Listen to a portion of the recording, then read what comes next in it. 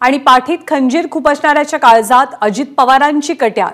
मनसेचे प्रवक्ते प्रकाश महाजन यांनी या शब्दात राज्यातल्या घडामोडींविषयी त्यांची प्रतिक्रिया दिली आहे।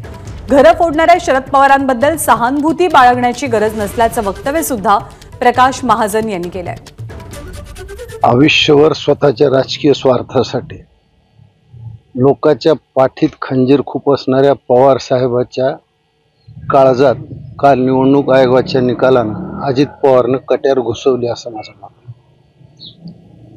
शरद पवारचं उभं आयुष्य हे लोकांचं पक्ष घर फोडण्यात गेलं। महाराष्ट्रात त्यांनी पक्ष फोडले, घरं फोडली, माणसं माणसात ठेवली नाहीत।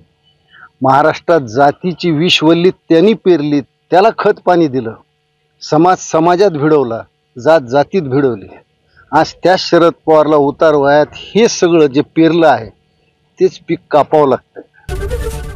एबीपी माझा, उघडा डोळे बघा नीट।